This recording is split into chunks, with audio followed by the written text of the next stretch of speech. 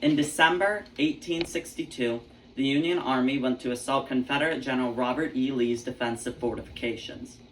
The ensuing Battle of Fredericksburg was a disastrous defeat. Following the battle, Union Commander General Ambrose Burnside attempted to salvage his reputation. He led his army on a march that he thought would end up encircling the Confederates. This, however, never came to fruition because of the terrible winter conditions. The roads turned to mud, and the army was stopped in its tracks. This was the last straw for Generals Newton and Cochrane, who went to Washington to complain of Burnside's poor performance. On hearing this, President Abraham Lincoln went to fire Burnside. But Burnside, pointing out General Halleck's failure to supply him with boats, made it clear that he thought Halleck should resign. Lincoln, not wanting to fire Halleck, assured that he would still have a job.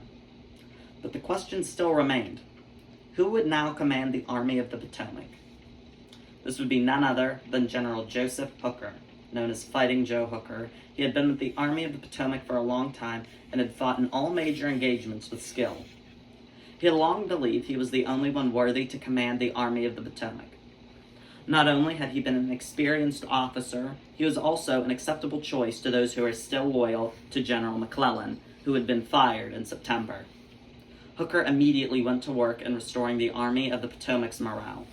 He had appointed Dan Butterfield to head his staff, a skilled administrator who had not been a soldier before the war. He had quickly abolished Burnside's Grand Divisions. The Grand Divisions were a group of 2 or 3 corps. They were a grouping of troops between a corps and an army. In abolishing the Grand Divisions, he had to shuffle around the commanders of the army. He put General Otis Howard in command of the 11th Corps and General Dan Sickles in command of the 3rd Corps. In addition to his reformation of the infantry, he consolidated the cavalry into one cavalry corps under command of General Stoneman. This allowed the cavalry to go on raids and scouting missions in large numbers. The Confederacy had had their cavalry organized like this since October of 1861. Hooker also consolidated his information gathering into one organization, the Bureau of Military Information, or the BMI. This was put under the command of Colonel Sharp and had given Hooker almost perfect information of the enemy's strength and location. To combat desertion, he increased security around the army camp and offered bounties to those who could bring back deserters. Packages that contained civilian clothes to aid deserters were intercepted and never given out. To encourage those who had deserted to come back, he offered all returning deserters immunity, claiming they would not be punished. These measures worked, and soon the number of desertions plummeted. His most effective reform, however, was his supply reform. He immediately demanded all supply depots to be filled, and restructured those who did not have a good reason for their depot's emptiness. He established brigade bakeries and started to ramp up the amount of ferries and trains that delivered supplies to the army. On the contrary, Lee's army was underfed and barely had enough forage to keep its horses fed. The single rail line their supplies came from did not have the ability to provide the army with sufficient supplies. Adding to Lee's troubles, 2 of General Longstreet's divisions, Hood's and Pickett, were fighting in the Virginia Peninsula and the coast of North Carolina. In February, General Fitz-Hugh Lee, General Robert E. Lee's nephew, who commanded a brigade of cavalry, made a raid of the Union Army near Hartwood Church. After he successfully completed the raid, he left a note that thanked the Union Army for the supplies he gained. He was pursued by the cavalryman General William Averell, who had been close friends with him at West Point. His pursuit failed miserably, but in March, his brigade was given a chance at revenge. He was given orders to attack Fitz-Hugh Lee. To face Fitz-Hugh Lee, he had 2 brigades, led by Colonels Duffy and McIntosh. Their 2 brigades and battery of artillery was 3,000 men strong against Lee's 1,000. But Averell feared Lee had men in his rear and dispatched part of his force to guard his rear. The campaign began on March 16th. At dawn on the 17th, 100 men under Averell's men faced 85 sharpshooters at Kelly's Ford. Averell hoped to drive the rebels back from the ford and force a crossing. The sharpshooters dug in and the fight began. Though Averell had enough artillery to make the rebel position untenable, he refused to send them up, fearing it would alert Lee of his movements. So he attempted to lead a flanking column at a point downstream to outflank the enemy, but this failed. So Averell ordered the 4th New York and 1st Rhode Island to make 3 separate assaults that all ended in disaster. The 3rd assault ended in the death of Averell's chief of staff, Major Chamberlain. The Confederate force was finally broken by an assault by the Rhode Island men. By mid-morning, Averell was on his way to attack Lee at Culpeper Courthouse. The advance guard of Lee was cited by C.T. Wheatley along with his brigade.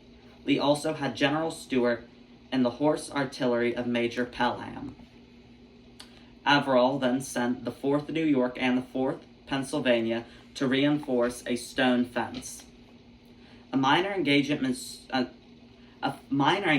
ensued over the stone fence, but the Union eventually firmly cemented control of the stone fence and built their line around it.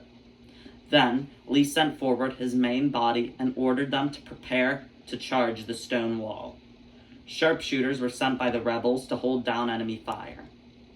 After the sharpshooters were in place, the 3rd Virginia began their charge.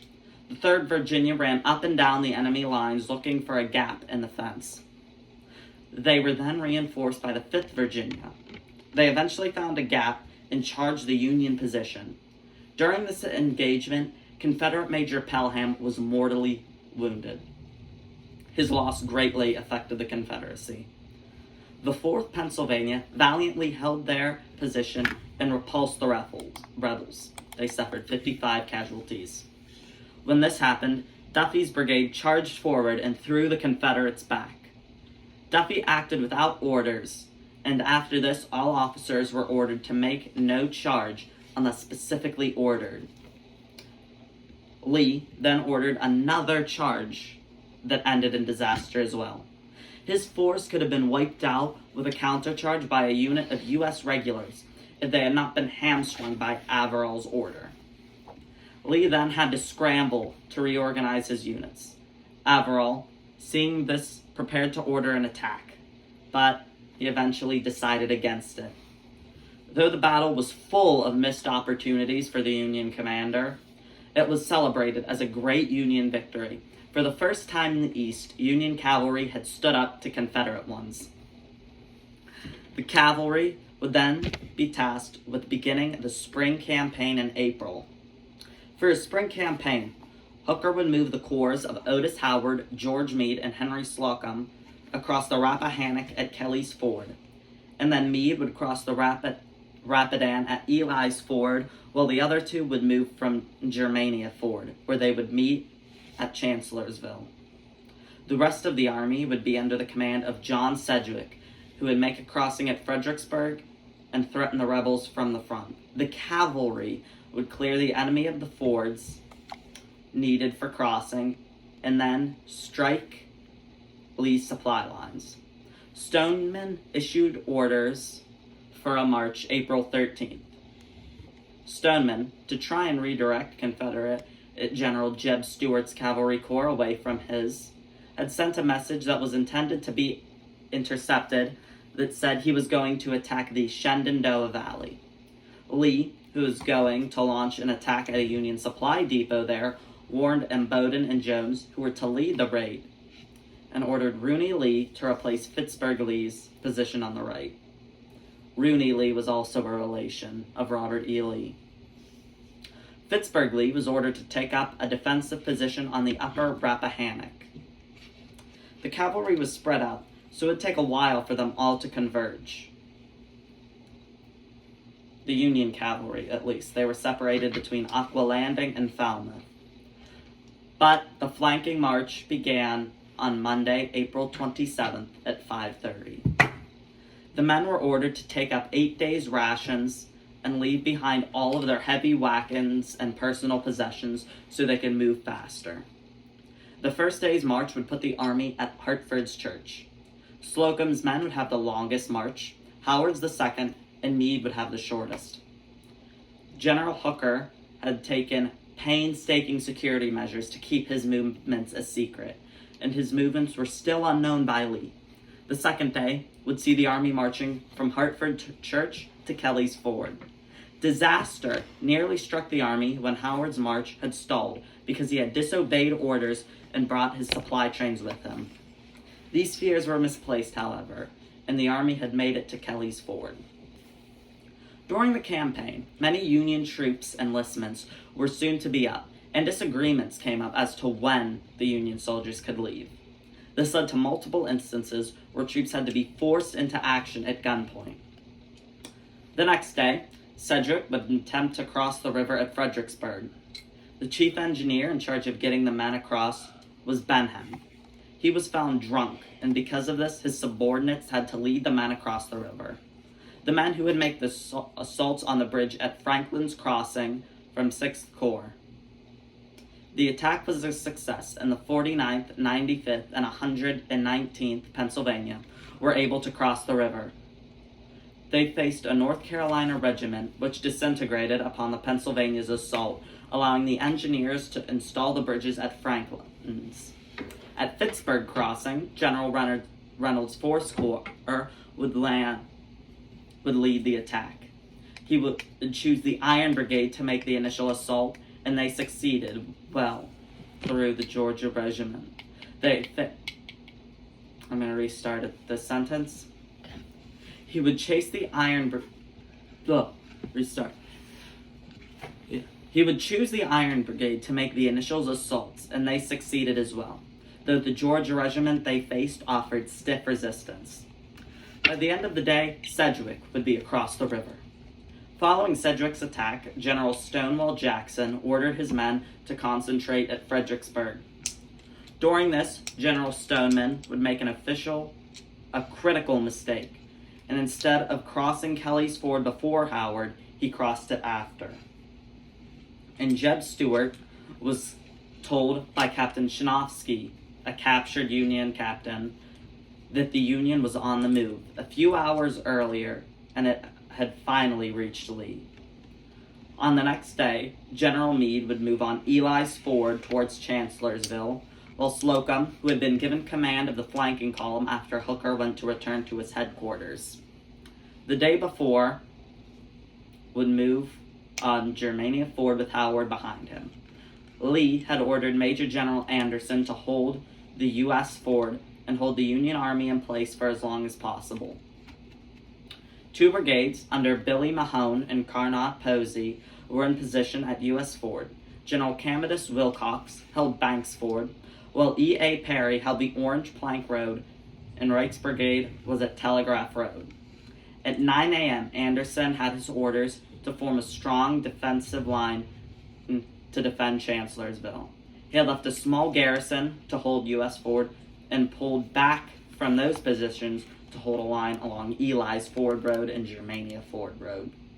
Stuart had then been ordered by Lee to ignore Stoneman and scout out the Federal positions. During the night of April 29th, Anderson felt he could not hold his line, so he pulled back to Chancellorsville itself. But he then saw the ground and opted to pull back even further to the Plank Road Turnpike. Lee then sent orders for Longstreet to march back to the main army. Jackson was then sent to inspect the ground and determine whether he could attack the Union Army there. At Meade's Crossing, he fought a rearguard action against Mahone's 3rd Virginia Regiment. Meade then defeated the small garrison at U.S. Ford. Meade then fought minor skirmishes with Stuart's cavalry before he and the rest of the army arrived at Chancellorsville. The next day, 2 corps would arrive to reinforce Hooker's position. The stage was set for one of the largest battles of the Civil War. The rest that happened was history. General Lee would order Stonewall Jackson to make a daring flank attack, but would end up pushing the Union Army back across the Rappahannock River. Thank you all for watching. I'll see you in the next video.